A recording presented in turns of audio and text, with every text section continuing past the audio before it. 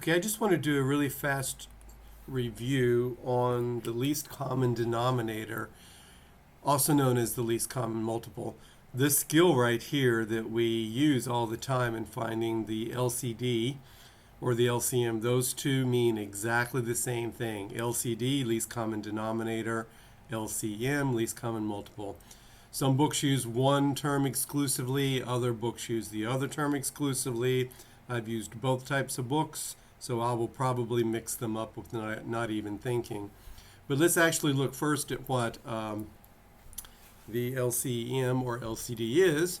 So the LCD of two numbers, and the numbers are going to be denoted as M and N, is another positive number K, such that each of M and N evenly divides K. And when we say evenly divides, that's just code word for K divides, it divides without remainder. And additionally, K is the smallest such number for which this is true. So just to break all of that definition down, what we have is, and we actually can extend this to more than two numbers. So given two or more whole numbers, then K is the LCD of those numbers if both conditions below are true. K is evenly divisible by each of the numbers. K is the smallest positive number for which this is true. Both of those conditions have to hold. Now down here I have some additional facts about LCMs, and we'll come back to these additional facts in just a second. So what I want to do is remind you of what I call the table method to find the LCM of two numbers, and we'll do a really simple example, and then we'll go back and use that example to check to see if this actually produces the LCM. It's always easy to find a common multiple. So let's do the LCM of 6 and 28. It's always easy to find a common multiple because you could always just multiply the two numbers together and you're going to have a common multiple of the two. The trick is to find the least common multiple. So in my procedure, I call it the table method. So I take my number 6 and I do a division tree. 6 is equal to 2 times 3. And 28 is even, so I divide it by 2, and that gives me 14. 14 is also even, so I divide it by 2 and I get 7. So now I actually want to circle the primes. So at the end of each of these little branches is a prime number. When I multiply all of the prime numbers together, I get the number at the top level. So 2 times 2 times 7 gives me 28. 3 times 2 gives me 6. So now that I've done that, I'm going to create a table. Again, we've done this in class, but it's good that you have a video because when I've actually tried to write out the procedure, people get lost trying to read it. So having a video will be helpful, because we're going to need an extension of this very procedure to find the LCM of rational expressions and the LCM of their denominators, because we want to add them and subtract them. So we're going to have to extend this notion. So we make our table in the first row. What color do I have? I don't have any color at all. The first row is going to be our prime factors. Prime factors taken from our list over here. Now I just want to know the distinct factors, not how many. And then our one column will be our first number, and our second column will be our second number. So when I look over here, I have as one prime factor 2, and another prime factor is 3. And finally, another prime factor is 7. So now I ask the question, How many, I start now looking at each of my individual numbers, 6. So looking at 6. How many factors of 2 does 6 have? So I come over here and I say, oh, well, 6 only has 1. And I ask the same question of 28. How many 2's does 28 have? And it has 2. Now asking the same question of 6 about prime factors of 3. 6 has 1 prime factor of 3, and 28 has 0 prime factors of 3. And now of 7, 6 has 0 prime factors of 7, and 28 has exactly 1. So this is my table. So now I'm ready to use the table to compute the LCD of 6 and 28. Well, it's going to be equal to the product of each of these primes in this list right here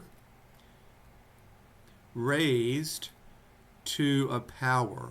So I'm putting a box there where the power is supposed to be, because we're going to get what goes in this box from our table.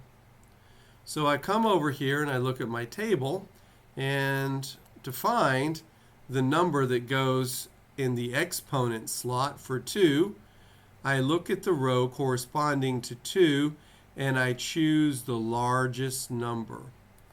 So I'm going to put 2 here. Now for 3, I look in the row corresponding to 3 and I choose the largest number.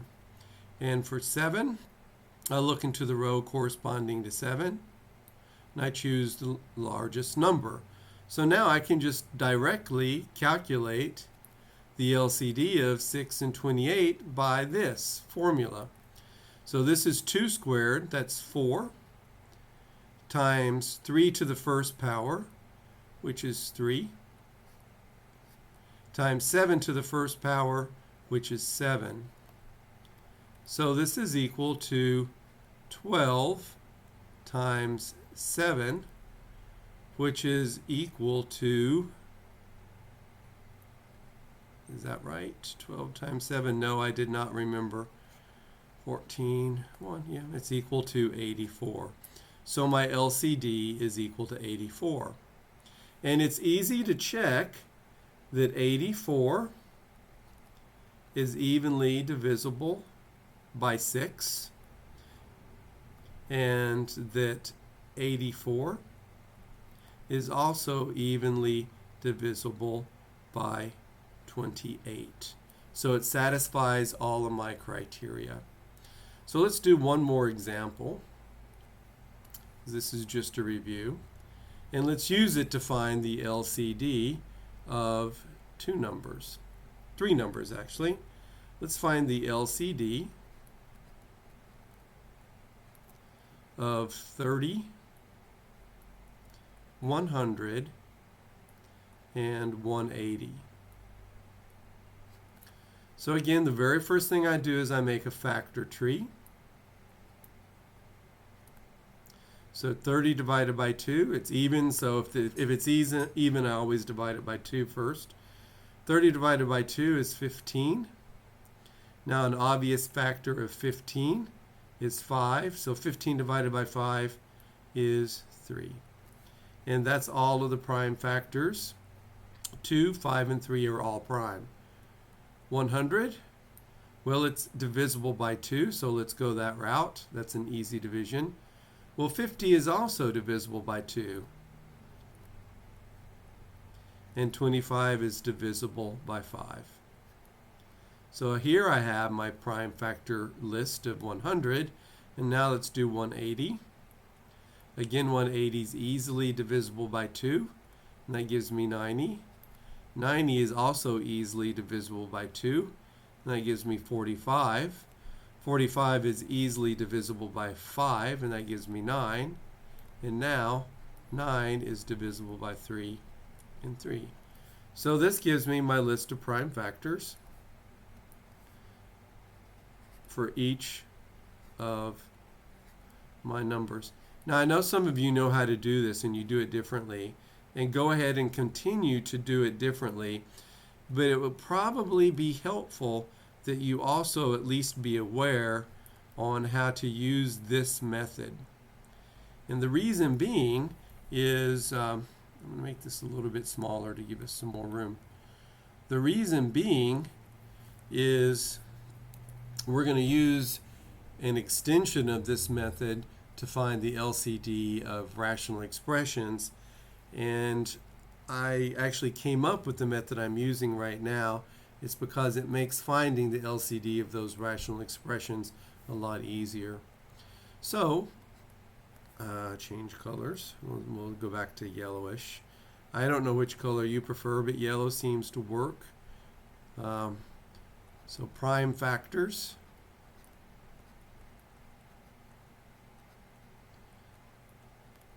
So that's my first column. My second column, 30, then 100, and then 180. And I have a 2 as a prime factor. I have a 3 as a prime factor. I have a 5 as a prime factor. And that is it. That's all of my primes. They're all either 2s or 3s or 5s. So it may be easier just to look at 30 and go straight down the column. 30 has how many 2s? It has 1 2. 30 has how many 3s? Just 1 3. 30 has how many 5s? Just 1 5. Now let's go to 100. 100 has how many 2s? It has 2 2s. 100 has how many 3s? It has no 3s whatsoever. 100 has how many 5s? It has 2 5s. Now let's go down the list with 180. 180 has 2 2s. It has 2 3s. And it has 1 5. So now, the LCD of these three numbers, 30, 100, and 180, is equal to 2 raised to, what's the largest number in this row? 2, times 3, raised to the largest number in the row of 3's, and that's a 2. And that's times 5 raised to the largest number in the 5 row, which is 2. So here we can find that the LCD of those numbers is equal to 4, because 2 squared is 4, times 3 squared is 9, times 5, which is equal to 36 times 5. I'm not for sure what that is, so let's see.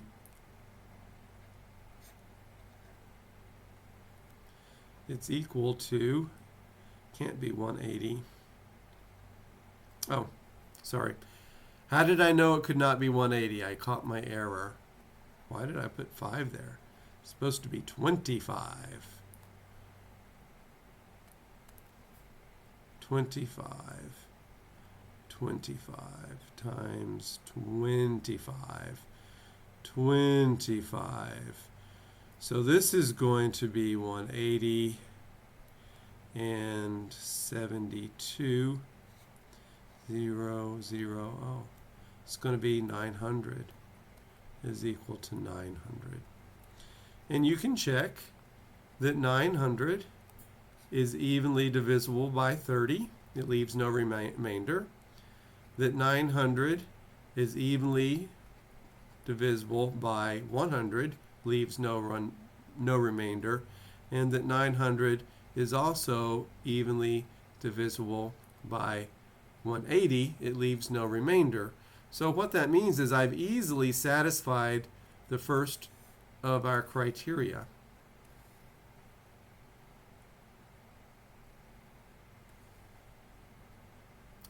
Oh, well, I lost my little graphic and I don't know how to get it back. At any rate, our criteria said that all of our numbers have to be divisible by the LCD, and we just showed they were. And the second criteria is it had to be the smallest of numbers for which this is true, and the very method of calculating the LCD in the way we did guarantees that. So now let's look at these two other cases, this other bit of information. Now the reason I gave you some additional facts about LCMs or LCDs is because that table is really laborious. But sometimes you don't have to do that table to find out the answer. So let's look at 3 additional facts. And you should use these facts.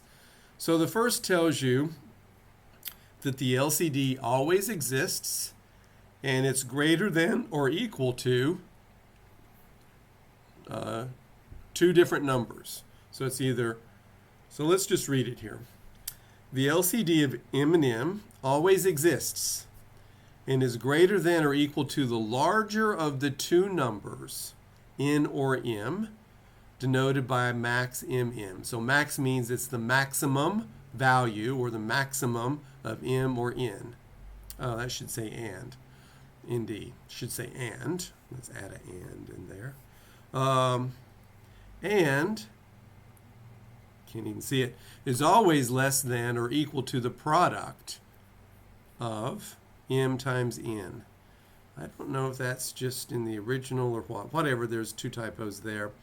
Symbolically, this is represented by the LCD of 2 numbers is less than or equal to the max of M times N, and it's less than or equal to M times N. So let's go back and look at an example that illustrates this.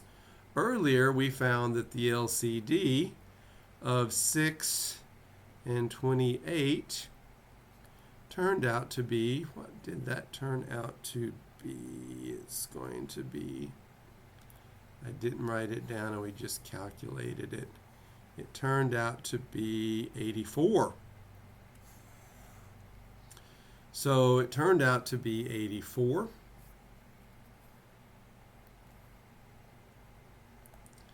And clearly 84 is less than or is greater than or equal to the largest of these 2 values. And it's less than or equal to 6 times 28 because 6 times 28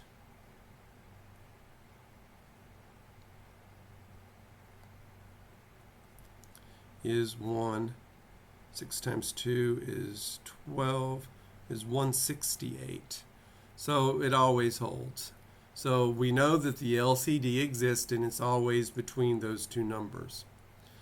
So if you're getting, if for example, if you calculated, how are you going to use this normally? If you were to calculate the LCD of 6 and 28 and you were to say it's 12, then you know you're wrong, because we know that the LCD of 6 and 28 has to be greater than or equal to 28, and 12 is not greater than or equal to 28. So that's how you're going to use that one. The next one's even better. So if the smaller of the 2 numbers, M and M, evenly divides the larger of the 2, then the LCD of those 2 numbers is equal to the larger of the 2. So I'll give you an example of that. Let me erase some stuff here. It's not liking the fact that I pasted some bitmap there. And, oh, I can actually erase that. Who knew? So, yeah, it is a bitmap that got pasted. I had no idea. I probably won't paste them anymore. It was just an experiment. And I certainly did not know I could erase it. That's kind of cool. So let's look at an example. Decrease my size here. So let's look at the LCD of 6 and 18. So I know that the LCD of 16 and 18 is greater than or equal to 18. But number 2 says that if 6, the smaller of the two numbers, evenly divides 18, then the LCD is actually equal to the larger of the two. So let's look at another example. So I just used the theorem, and I didn't have to do any factor trees or any tables. So the LCD of 4 and 20 is going to be equal to 20. Why? Because 20 divided by 4 is equal to 5. Now let's look at number 3. It's also a really important one. If m and n share no common factors at all, then the LCD, and that should say the LCD, of m times n is equal to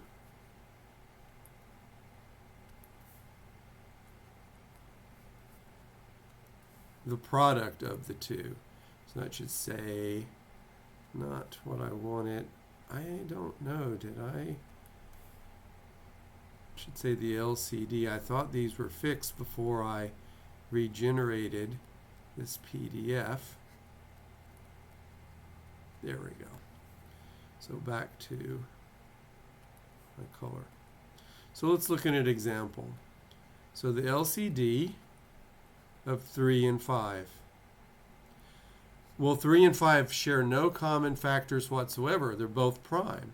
So that means it's equal to, by number 3, it's equal to 3 times 5, which is equal to 15. Now let's do another one. The LCD of 4 and 7. Well, 4 is 2 times 2 and 7 is prime. They don't share any common factors. So that's equal to 4 times 7, which is equal to 28. So these 3 facts here can save me a lot of factor trees and table making if I learn to use them. So this is how you use number 1. You use number 1 to check your LCD. If your calculated LCD is less than the larger of the two numbers, then it's wrong. 2, if your two numbers, one has to be smaller than the other. If they're two different numbers, one of them has to be larger and the other has to be smaller. Well, if the smaller of the two divides the larger of the two, then the LCD of the two is just the larger of the two. And then the last one, if the two numbers are prime, then the LCD is their product.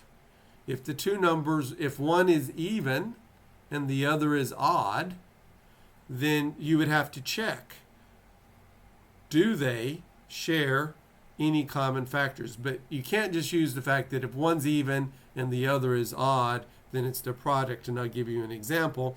You always have to check. So you may have to do the factor tree here. So let's do one example of that, and then I'm going to close this. I'm belaboring it too much and making what I wanted to be a short video. But of course, you all can always fast forward or press stop anytime you want to. The LCD of 14 and 7. So 14 is even, 7 is odd. It's not equal to 7 times 14. Why? Because the other rule comes into play. So it's not equal to 7, let me make that clearer, times 14. Even though one is even and the other is odd. Because the other factor comes into play. It turns out that 14 is evenly divisible by 7. So using the second rule, the LCD of 7 and 14 is equal to 14. If you were to multiply 7 and 14 together, you would have just created a huge number. It would have indeed been a common denominator, but it would not have been the least common denominator. So that's all I'm going to do for this, and you can come back and review it as much as you need.